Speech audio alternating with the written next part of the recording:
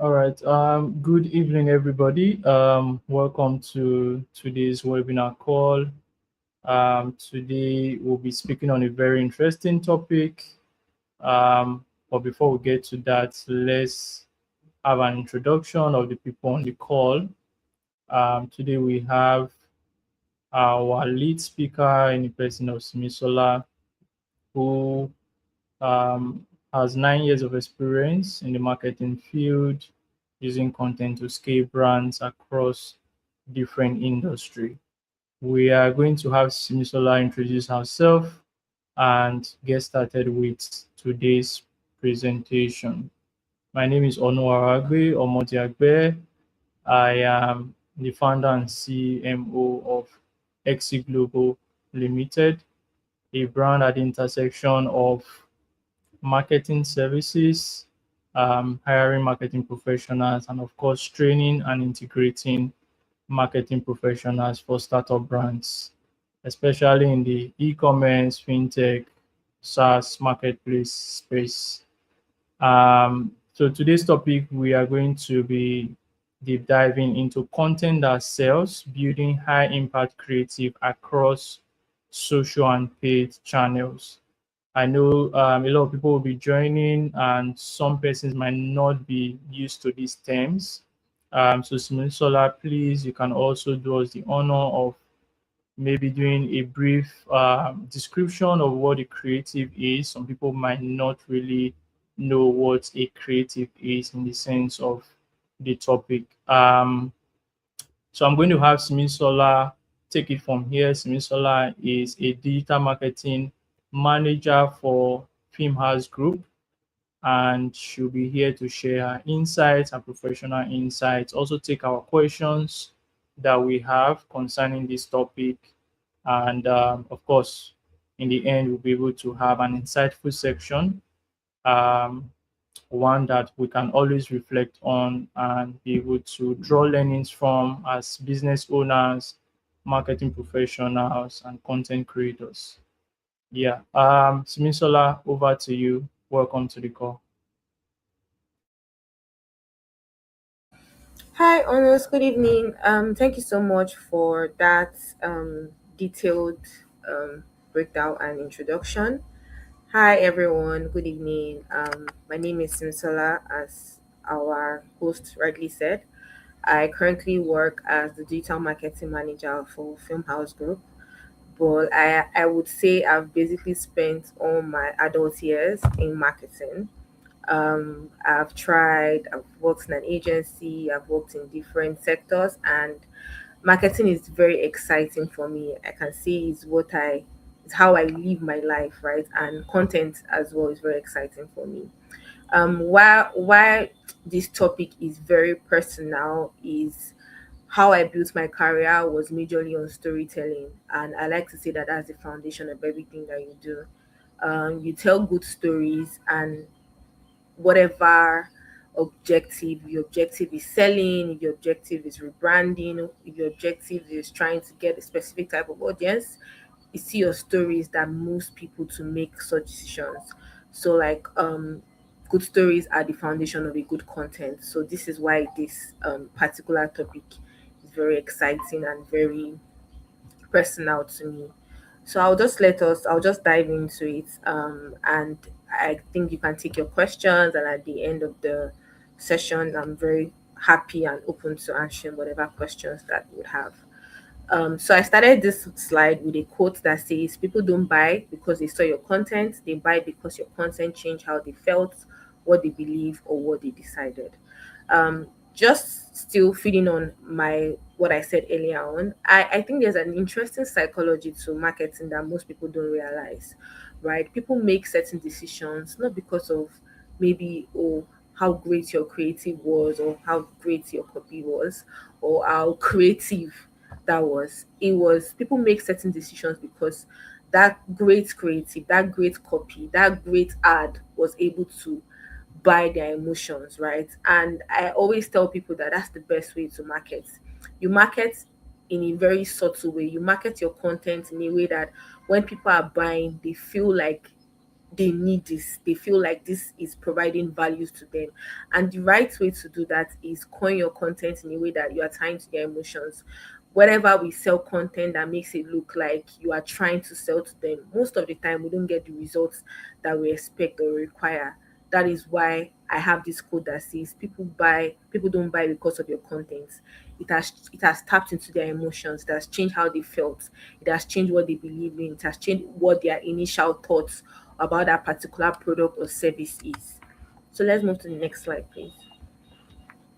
So this is just a quick intro into what this entire slide is going to be about, right?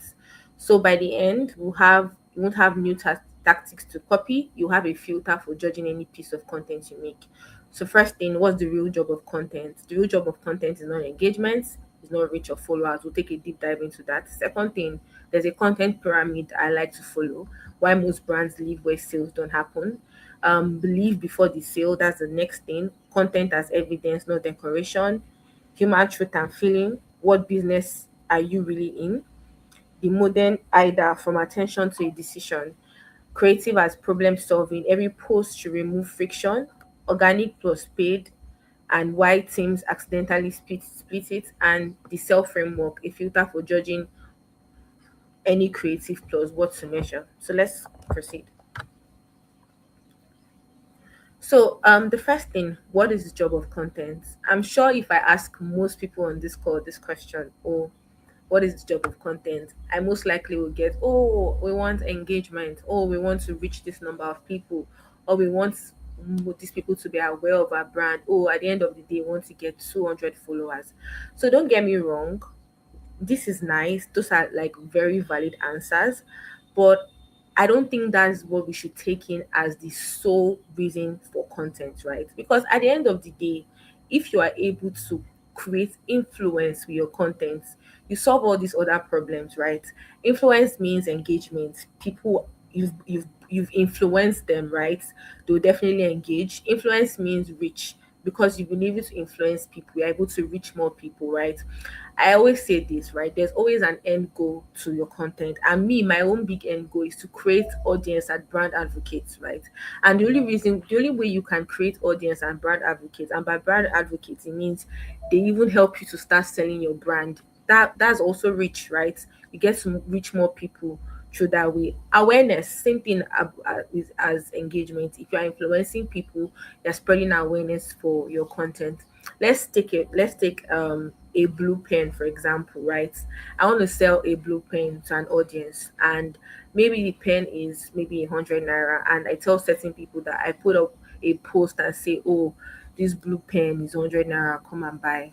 Most likely you me would see that ad and just keep it. But if I tell you that I have a blue pen for this amount of money, and I'm not even putting the price in the context, I'm like, oh, if we use this magic pen, this is what it's going to do to you. It's probably going to write, once you write any problem with this, it is solved. I have provided the value of that pen above whatever the price is, right? And I have tried to create an influence in my content as I'm selling to you. I'm trying to influence you, I'm trying to drag you. And the only way I'll do that is showing you the value. I'm not putting the money first, I'm not ensuring that you come and I'm not ensuring that I'm increasing my return on investment, even though that is majorly the end goal for most content. But I'm trying to influence you, I'm trying to drag you on my side. If, for example, I've shown you the value of that pen, right, and then you decide to get the pen, what happens next? You try the pen, and whatever I promise, and that's what products also come in. Whatever I tell you the pen does, it actually does it. What happens next? You're going to tell your friend, oh, I got this pen from this brand, right? And this is what it did for me. That same friend will get the pen and tell another friend and tell another friend, and that's how it goes. So at the end of the day, what have I done? Because I've been able to influence you, I have answered the question of engagement, I've answered the question of reach, I've answered the question of awareness, and I've also answered the question of followers. So truly, if the job of a content is, I agree, is to get engagement, is to get reach, you should get awareness, to get followers, that should not be the top of the line. Let's solve the problem of ensuring that we're able to crack the influence, and then that just automatically drags every other thing into play. So let's move to the next slide. So yeah, this is the content pyramid that I like to work. So most brands spend all their time at the bottom.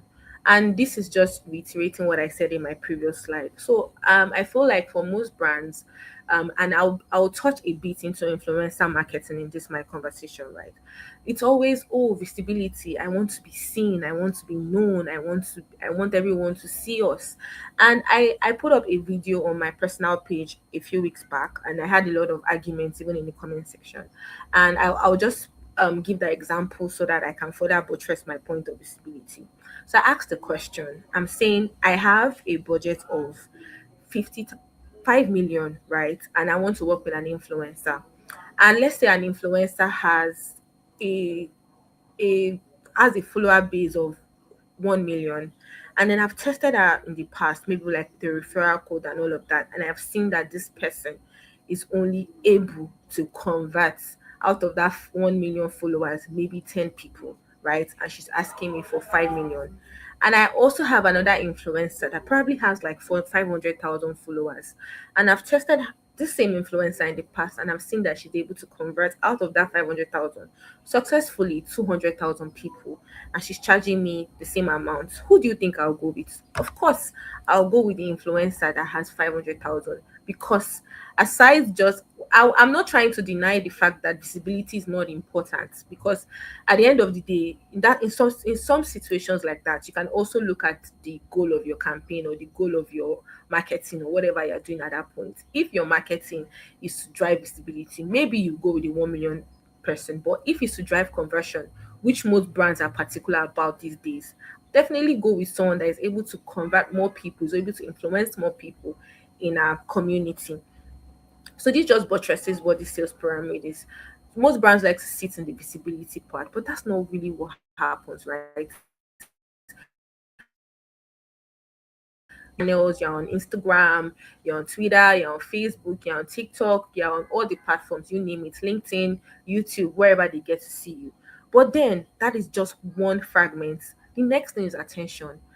And right now, social media is so swamped, like it is saturated. If you are not able to get people's attention within the first 3 seconds, just forget about it, because I've scrolled, especially TikTok these days. I'm just doom scrolling and I'm just going and going and going. So this is where things like where things like copy hooks come in for video content. This is where things like strong hooks, strong copy, strong caption, so that at that the first 3 seconds that I have you on my post, I'm able to grab your attention. I'm able to get you to my side. So once I've grabbed your attention, what's the next thing? I'll take my Blue Barrel for example. I've I've created a page for my Blue Barrel, right? My products. That's visibility. I'm trying to get your attention. I come up with a very nice video, right? And I'm able to grab your attention the first 3 seconds. What's the next thing? I'm selling my Blue Barrel, right? And this happens in different ways. I'm either showing you, oh, come and see, this person has used it before. This is what happens. Influencers also come in the here, oh, like I've used this, it's tested and trusted. Or I show you that, okay, I give you an assurance that if you use this, this is what it's going to do to you. I provide values. Either I'm providing values of the blue pen to you, I'm showing you people that have used it in the past, reviews and how it worked for them, and I'm trying to buy your trust, right? Once I'm able to buy your trust, what happens next? I've converted you to my side, which is where conversion comes in, right? And then, okay, yeah, now you trust me. I'll go and buy the pen, right? Me as a customer, I trust this person. I've seen their content. I love it. I get the pen, right? And then that's where sales happens. I've sold, right? So that's the pyramid that we should always follow for our content. Let's not avoid being stuck in visibility and just saying, oh, okay, because I have 20,000 likes on this post, I moved on, right? And that is where most brands struggle. That is where most brands are stuck in. I feel like the end goal for every campaign, for every content should be, how am I dragging this person, this eye from the social platform, wherever they are seeing me, and how am I successfully be able to convert them to be able to sell to them. And trust me, in terms of your ads, in terms of your writing, in terms of your designs, whatever way you want to sell, in terms of your video, if you follow this pyramid, definitely it will definitely help your bottom, and that is your sales. So yeah, let's move to the next slide. So I also put down a list of principles, right? And it says content doesn't sell, belief sells, right? And it says nobody buys immediately. People buy after evidences convinces them. Every piece of content answers one question: why should I believe you? Think about how people choose restaurants, banks, airlines, cars, or a movie. Never off one advert, always off accumulated trust, right? And I know that this might be argued with a bit because there are certain times where we make certain decisions and it is we think that it is because of um I just saw it once, but let's think again. And I'll use this brand for example. I'll use Timu, right? So my first purchase on Temu, I might think that, oh, it's because I saw the ad somewhere. But really, did I really just see the ad somewhere? Because in my subconscious, I have seen Temu multiple times. And by seeing them, I see their ads on Snapchat, I see their ads on Instagram, I see their ads when I'm playing Candy Crush, Google Play Store, wherever I go. At that time when they just launched, I was seeing them everywhere. And I liked how Temu kind of diversified their content. So it wasn't just, oh, I was seeing that, oh, they are selling this type of thing on Temu. There were a lot of reviews. They got a lot of influencers to do a lot of things. So that way, they were already buying into my subconscious. And what did that lead me to do? Next thing you know, I'm downloading the app. Next thing you know, I'm making my first purchase, right? So our idea, or whenever we're coming up with content, we should always have the mindset that content alone doesn't sell. Like your content should have, you should have the goal that I'm trying to drive these people to believe in me. Whatever angle I'm going, is it through my reels? Is it through my reviews? Is it through my emails? Is it through my testimonials? Is it through my collaborations? Is it through my ads? For me, for example, I really like emails, even though people feel like these days is outdated. Emails are one of the most personalized way to sell, right? And because I'm literally under your nose, I'm literally in your skin. It's almost like I'm texting you. So whenever I'm drafting my emails, I make it feel very personal. I make it feel very chatty because I know that my end goal is to drive you to believe me.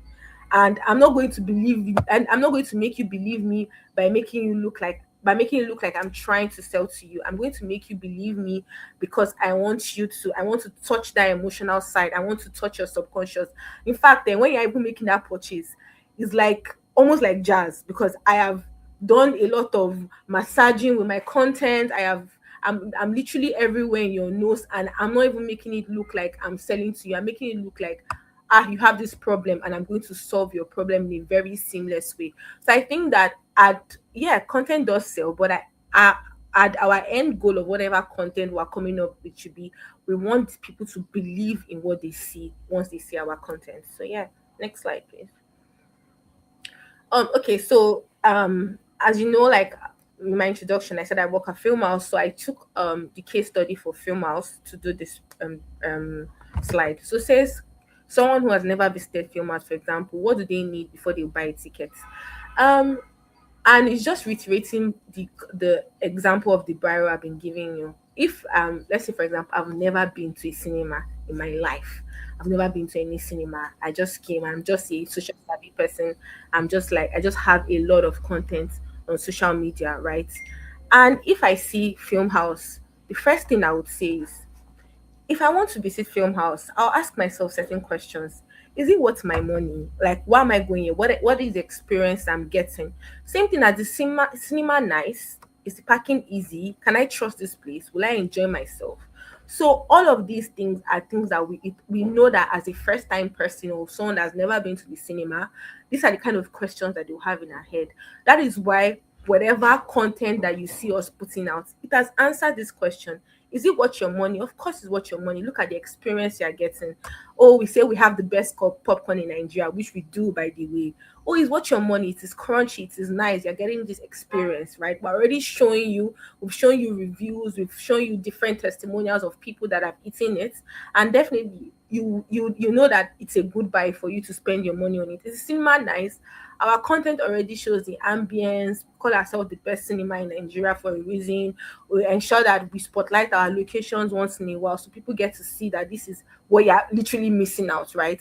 It's packing easy. Same thing we show off in our content as well. Can I trust this place? Of course you can trust the place. We get like customers reviews. We do like we recently just did a video about getting some customers. We got a customer that has been coming to the cinema for over 10 years to give a review. So all of these things just kind of build trust for the new people.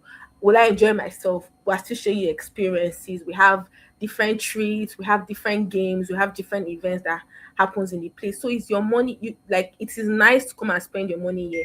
By the way, when we're putting out all this content, you never will see us say, oh, our ticket is this price on this in the cinema. No, what we're showing you is experience, what we're showing you is the value for your money, and that way we drag you to come and spend your money at the cinema. So just reiterating what I've said in the previous thing, drive believe with your content. Drive, let people feel like they're missing something in a very, very subtle way, and that way you drive your return on investment.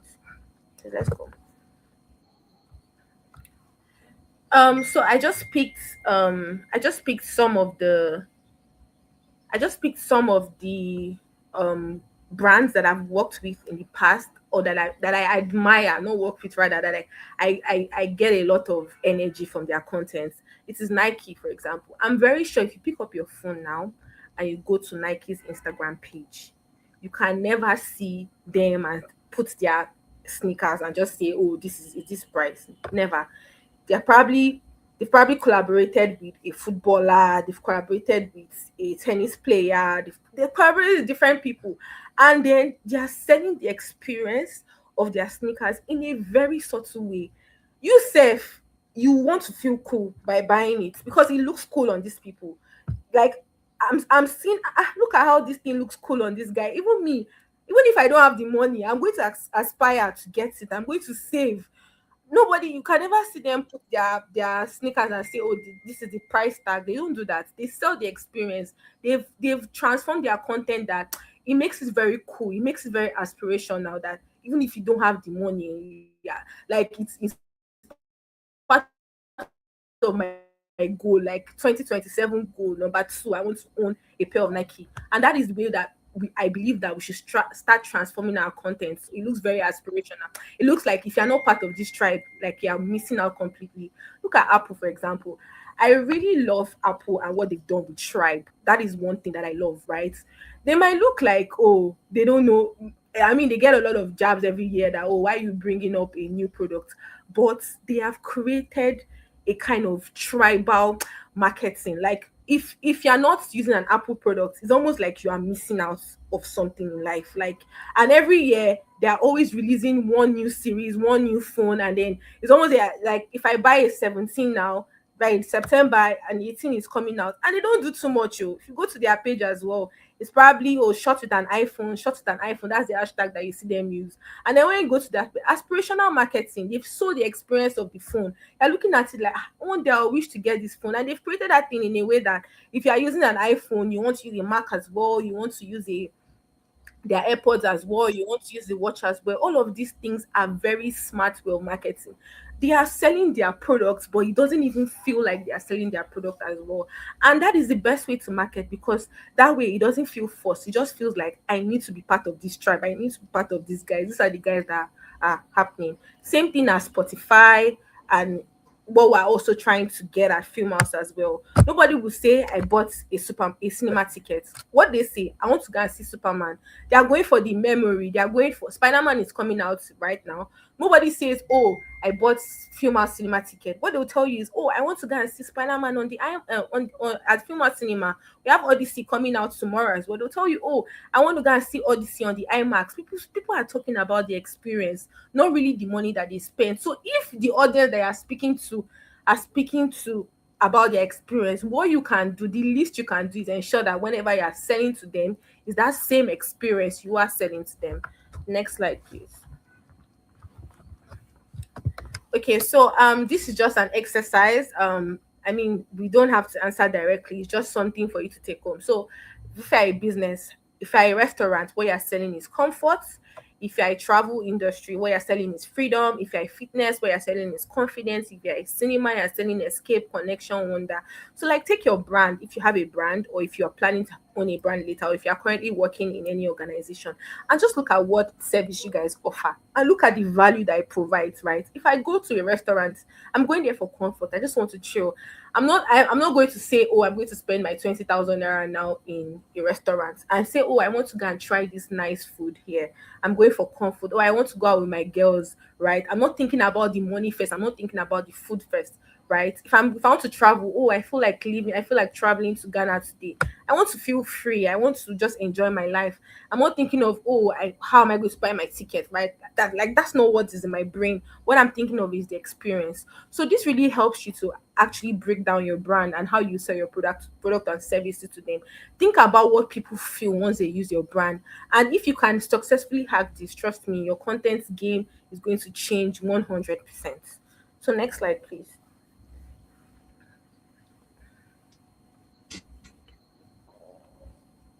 Yeah, hi Simi. Thank you so much. I want you to take a minute to maybe get water.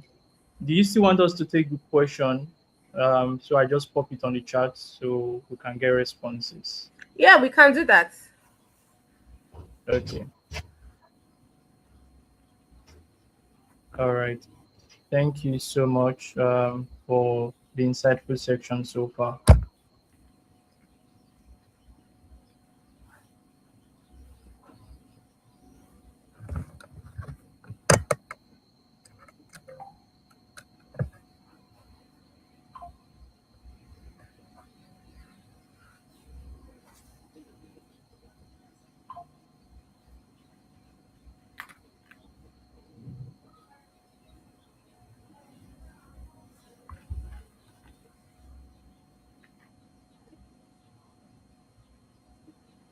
So do it to drop any questions you have in the chat so that we can collate all of that and ask Simi towards the end of the section or whenever she's comfortable taking those questions. So any questions you have, do it to drop them early enough so that we're able to collate them and have her answer towards the end of the section. Thank you.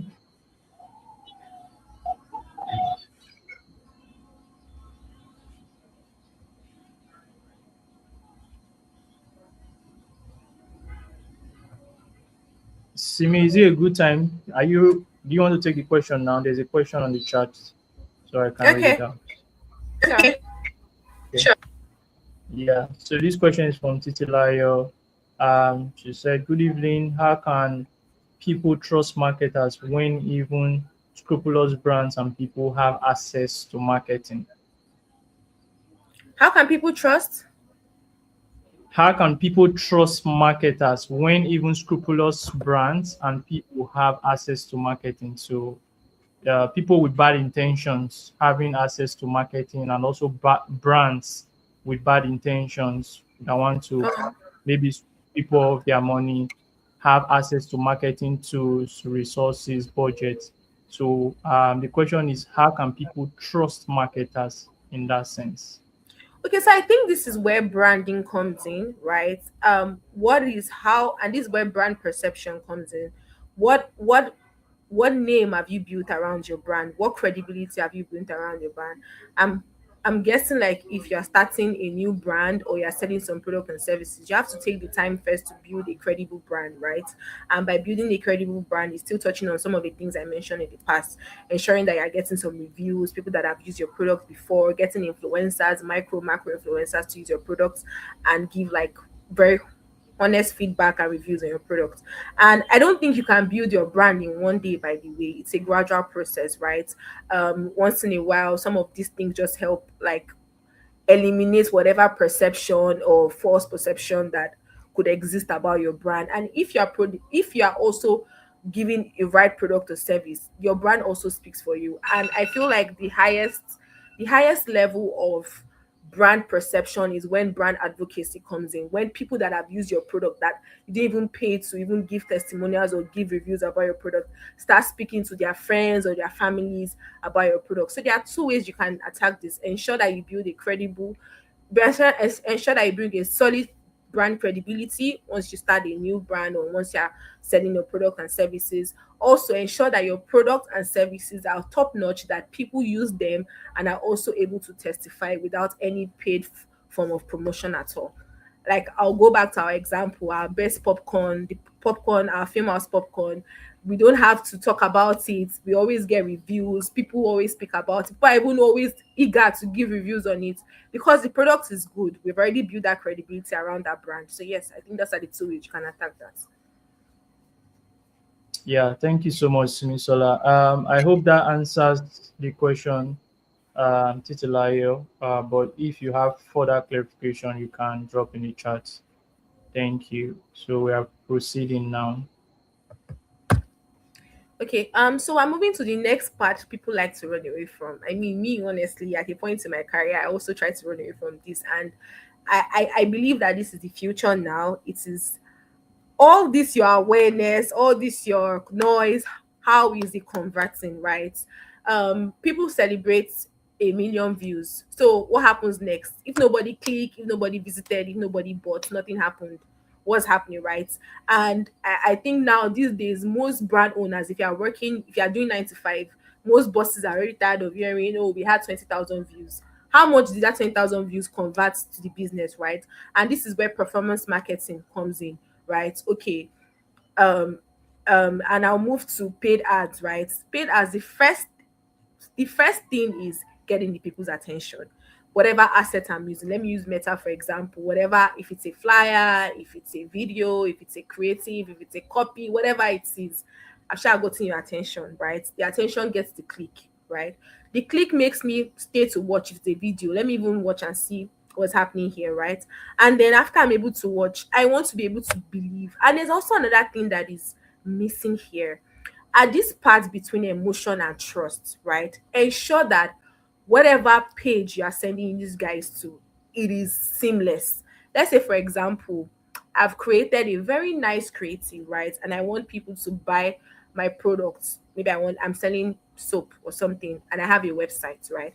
My aim is to drive people to my website to get my products. When people get to my website, is the user journey seamless. These are where some of the other technicalities come in, ensuring that, oh, why are we having drop-offs, right? Going to check your analytics. Why are these people dropping off on the website? What's going on? All of these things kind of add to your content, because it's not been nice if you've taken so much time to invest in creating a great content and people drop off at a particular. People already trust your brand. You're selling soap, you put a lot of reviews before and after. This is how my face was, full of acne. Right now I've used this soap, my face looks nice. And someone who is trying to shop on the website, and because the user journey is tough, they drop off. So all of these things, you need to consider the journey between emotion and trust and decision. And at the end of the day, if you have a seamless journey from creating an absolutely mind-blowing content, be able to get people's emotion, they've gotten to your website or whatever page you're sending them to, they trust your brand, they're able to shop, they made a decision to buy, you've made money. So this is very, very important in your journey of content and marketing now. So let's move to the next slide. So this is my next principle. Creative is solving problems. Bad creative ask, what should we post today? Great creative ask, what problem does our audience have? So this is also just reiterating everything I've been saying. So when I'm, for example, now the designers like I work with in my team, when we're doing our brainstorming session, the entire marketing team, if we want to put up a poster, let's say for example, Spider-Man, right? And we want to sell that Spider-Man is coming July 31st at the cinema. What we're selling is, we will not just put up a creative with the Spider-Man with Peter Parker and say Spider-Man is coming. That feels very salesy, right? We will say something like, the last time we saw the previous Spider-Man was 5 years ago. This is a nice time to, like, taking people down memory lane, selling their emotions, right? Or I'll say something about everybody. Spider-Man was everybody's childhood hero, right? We all watched Spider-Man. In fact, me, I can testify that after watching in that time, I would climb on the chair and form like I have web and try to jump and try to fly. And it just feels like I'm reliving a childhood experience. That's what I'm selling to people. I'm not telling you come and watch Spider-Man 31st. What feeling am I sending to you? What feeling are you trying to imagine? Because most people that come to our DMs and say, oh, I want to buy a Spider-Man ticket, they're not thinking about, oh, I just want to sit down and eat popcorn. As they're watching it, they are reliving a particular emotion. So that emotion that they are reliving that we sell in our creative. And it's very important, especially for your ad, to test your creatives, right? If, for example, a particular you are running ads on a particular campaign, you see that we've had that multiple times, that we see that, oh, this flyer is really not getting conversion as much as we want. We're quick to pause in the middle and start something else, try a video, right, and see if we're able to get the objectives or goal that we're trying to achieve at the beginning of the campaign. So let your creatives solve problems. And by solving problems, the combination of your copy, it's a combination of your caption, and it's a combination of the actual creativity of that content. Because sometimes you can have an absolutely mind-blowing copy and then the creative is not doing justice. Maybe like the way the colors are arranged is not exciting. Once I see it, I just swipe. In fact, I don't even get to see your copy. That is why the copywriter, the marketer, the ads guy, the creative designer all have to come together and ensure that they are trying to hit the goal that was identified at the beginning of um the campaign. So yeah, I don't know what movie to watch. Movie recommendations. Amore Timas are expensive. We're solving the problem. The person says I don't know what movie to watch. We have movie recommendations that we give once in a while in our content. Amore Timas are expensive. We came up with different campaigns that will sell. Oh, every Wednesday you can get 5k off 5k tickets at Lekki IMAX. If you are worried that cinemas are expensive, this is your problem, right? I don't know if IMAX is worth it. We show you a behind the scene IMAX experience. We show you how it feels like to watch a movie that is shot for IMAX, or Odyssey, for example, on a regular screen, and how it feels to see IMAX Odyssey on IMAX screen. So just ensuring that we're showing you whatever problems you have, we're showing you the solutions. I don't have anyone to go with. We have a blog called The Scripts where we just write about date night, things you can do in Lagos, just ensuring that we're positioning our brand as a lifestyle brand, trying to solve whatever problem they are doing with our creatives. So next slide, please. So this is my next principle: why people actually share content. So people share content only for a few reasons. If your content does none of this, why would anyone share it? One, to look smart. Two, to look funny. To help others, to express identity, to feel included. If your content doesn't make someone look good, help someone, or make someone feel part of something, it will travel, right? And this is one part that I feel is very undertapped, especially in marketing, brand advocacy. It is, especially with the new generation that we have, the Gen Z people. I'm Gen Z as well, but like the latest ones, the ones in 2000, they are very heavy on community. I have a sister that was born in that year, and I see what community does for her. Once one person has talked about something, trust me, the entire community is going to watch it. Let's take animes, for example, Demon Slayer, which came out last year. We saw what community did to that title. Because one person is raving about it, everybody feels like they want to be included. Everybody feels like they want to be part of this. So ensure that whatever content you are doing, you are also able to tap into an avenue whereby it can be shareable. It's not like you don't even have, almost like you are saving costs for yourself, because the awareness, the conversion, the spread that you're looking for, your audience will do it for you.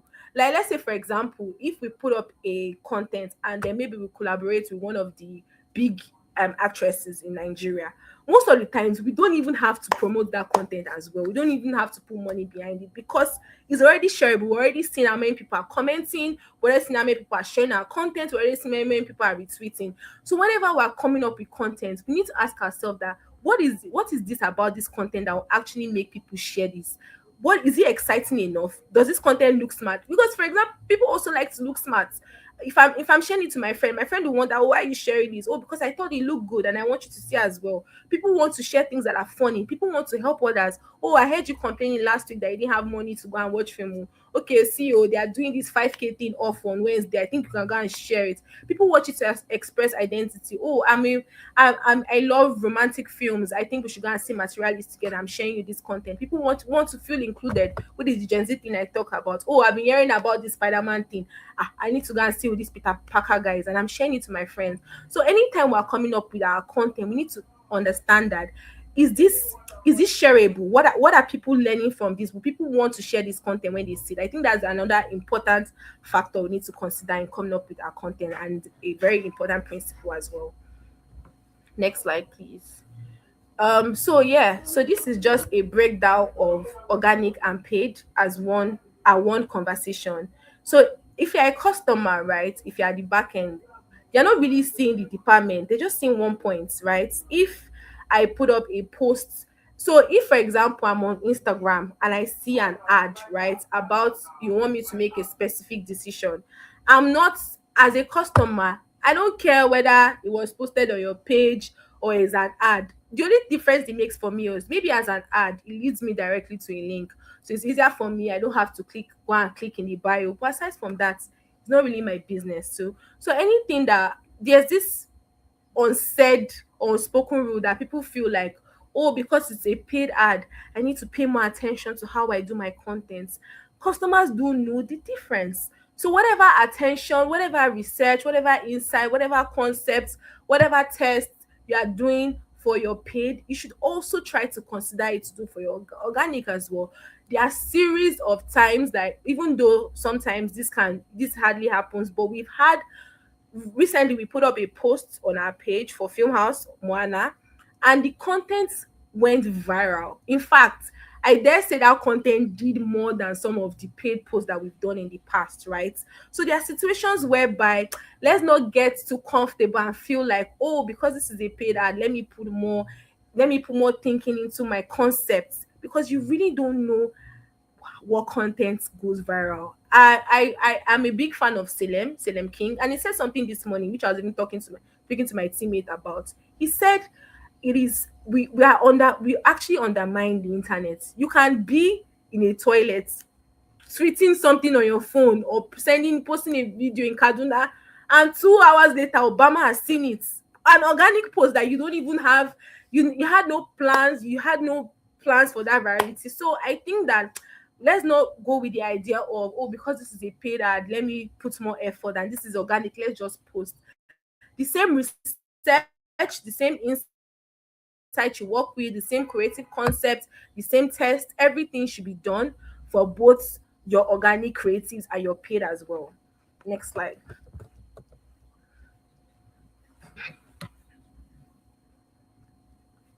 So yeah, so this is majorly for paid, right? So if you are setting up your paid ads, I believe that objectives are very important. And for me, I like to share my objectives in two ways. This is how it has always worked for me: brand objectives and business objectives. Brand objectives are majorly awareness, engagement, virality, how far did it go. Business objectives is where our guys, our CEOs like to be involved. How many people, how many leads did we generate from this campaign, how many clicks did we generate, how many people were able to convert successfully, right? So I think that is where paid is really focused on. So in coming up with any whatever campaign, be it Google, be it Meta, be it TikTok, be it Twitter, you should always have these metrics in place. Did recall improve, the search volume increase, the website traffic increase, the CPA increase as cost per acquisition decrease, the repeat customers increase, the revenue move. All of these objectives are important because it helps you go and reevaluate whatever asset that you have up. If you have any asset on Twitter, if you've set up any Google ads, if you've set up any Meta ads, these questions are perfect, because if you've checked all of this initially and after maybe you've run your ads for like a certain number of time and you see that there's no more changes to this, that's when you now need to go and evaluate what's going on. Sometimes it might not be your ad, sometimes it could be the journey, like I said, maybe the user journey, maybe there was a drop off at a certain place. So but this is important because it just makes you go and reevaluate everything that was done initially at the beginning of your campaign. So yeah, let's move to the next slide.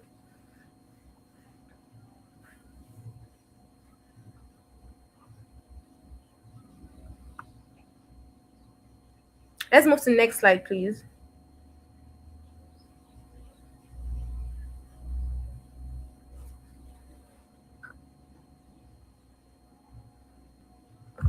So yeah, so this is the last. Me, I like Slide. working with acronyms. Yes. This is this is the last, right? Can you hear me? Yeah. Okay. I love working with acronyms because I it have like just puts five me. slides to. Okay, let's just proceed. So stop. Can this stop someone from scrolling?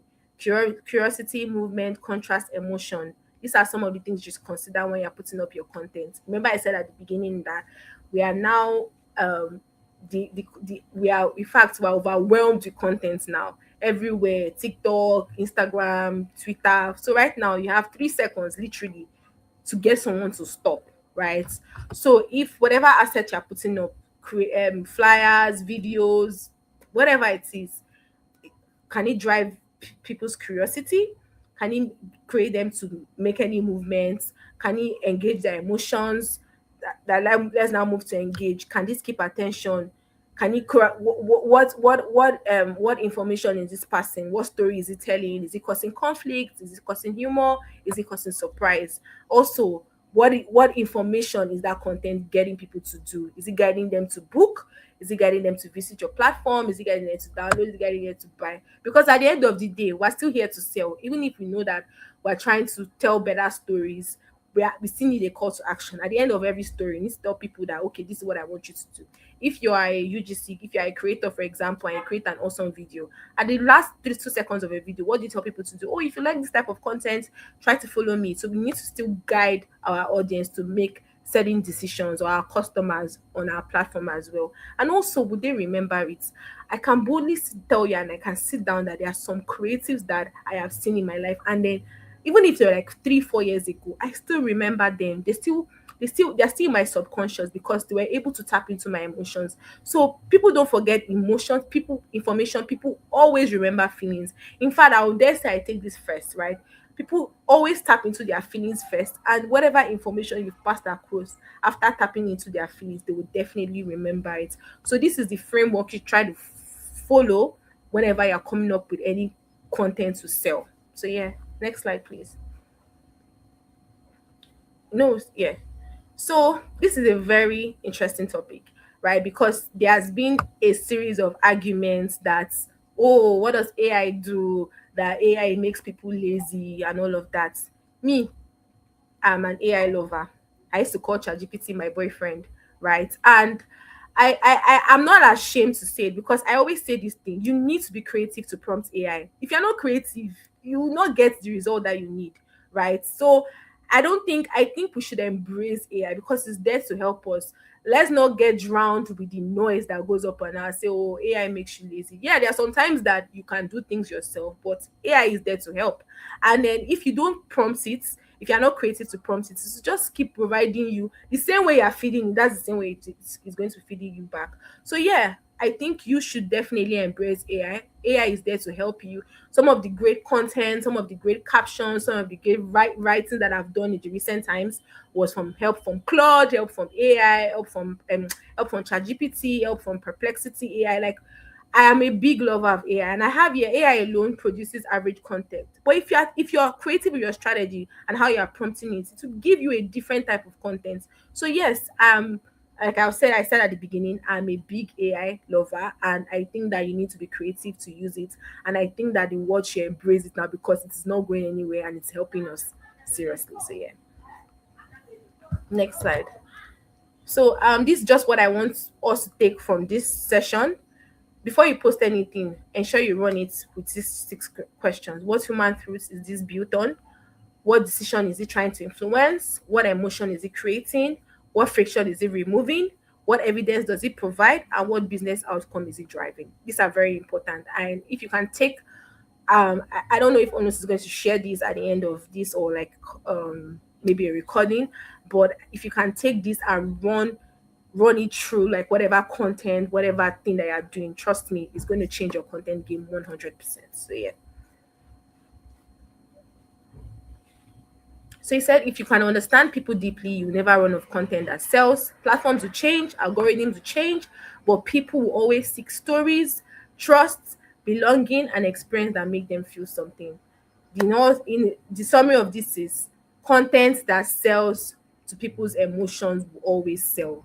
Platforms will change. Today will come up with, you don't know what Mark is plotting now. Next week we can hear about another platform.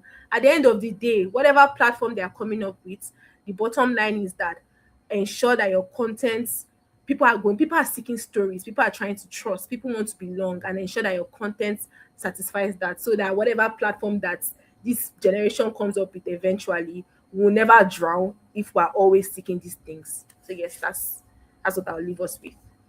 Thank you. Yeah, thank you so much, Simisola. It's been an insightful section, really. Um, I've learned a lot myself, and I would say thank you so much.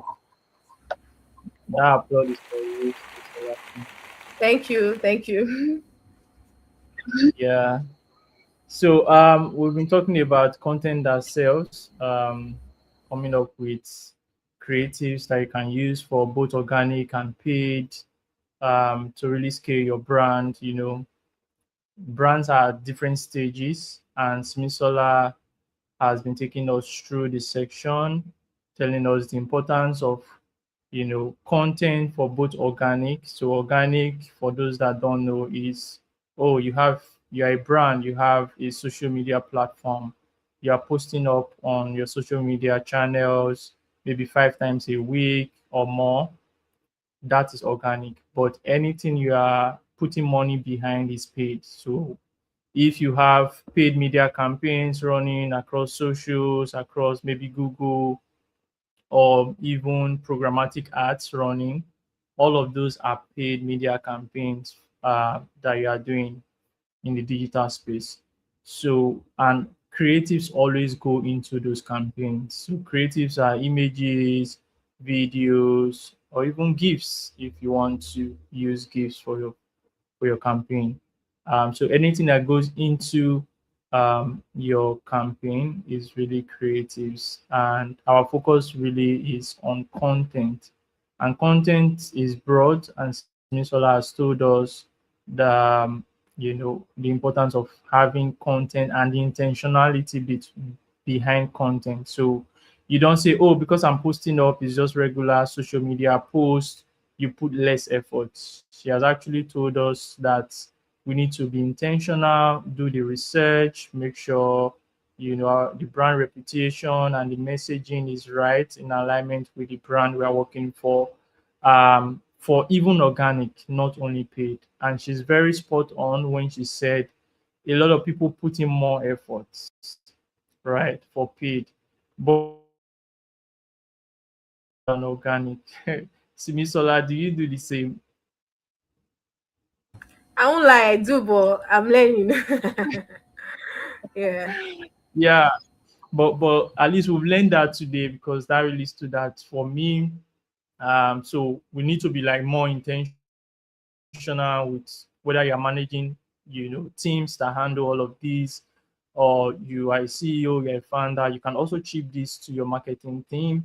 The intentionality behind every content that goes out, because one is a representation of your brand, and two is a sales opportunity. So you put out a piece of content, people are still converting through organic, and they will keep converting through organic.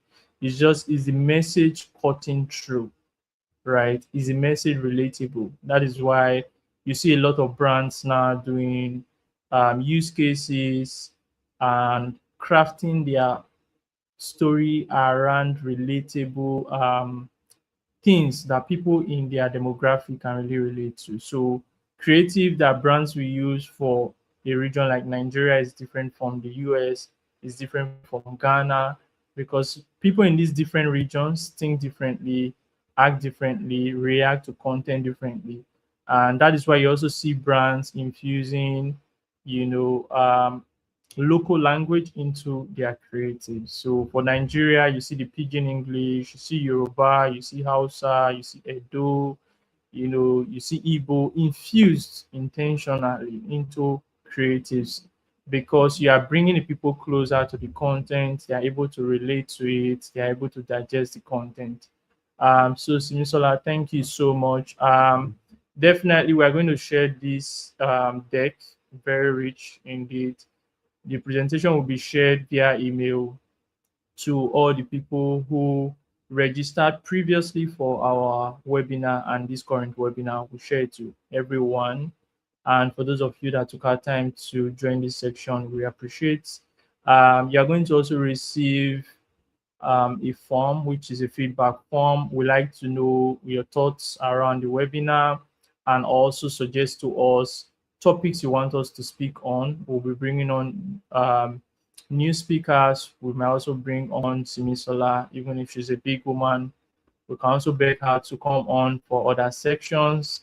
And of course, for people that attended the last one, Francisca was here. We're also looking forward to bring on Francisca in our future section. Simisola, thank you.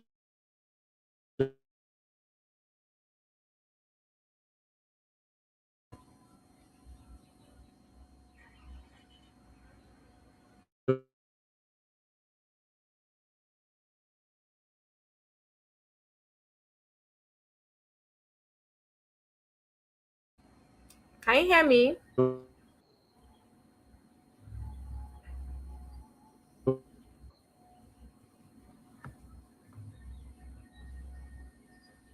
Hello?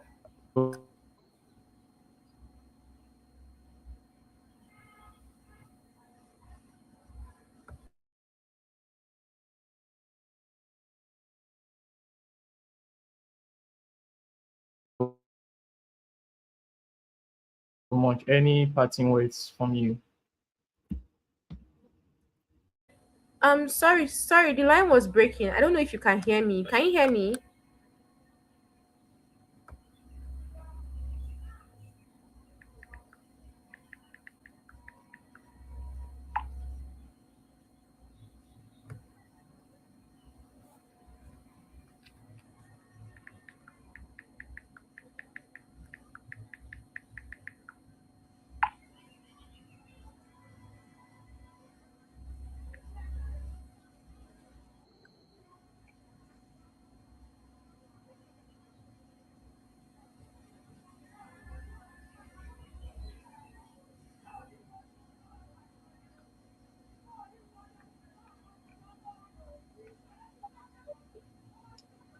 Yeah.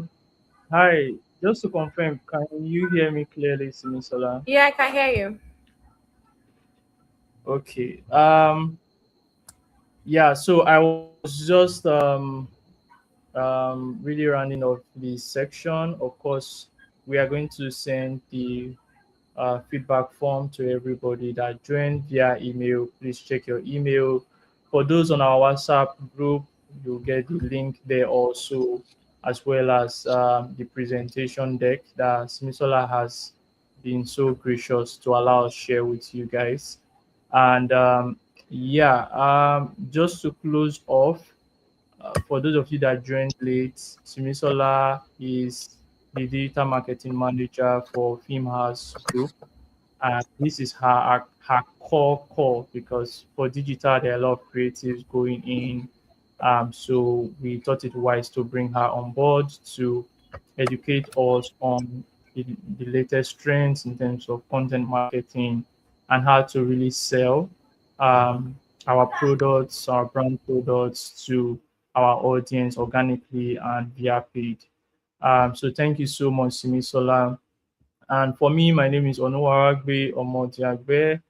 I am the founder and CMO of XC Global Limited. XC Global Limited is at the intersection of providing marketing services to forward-thinking startup brands that are in the e-commerce, fintech, SaaS marketplace, basically tech companies. And also we also provide hiring for marketing professionals only, and we do a pilot 6 months training for these marketing professionals so they can integrate properly into the organizations they've been hired for. So this section was sponsored by XC Global Limited. So that's all from our end this evening. Thank you, Simisola. Bye for now. All right, thank you so much. Bye. Thank you. Bye.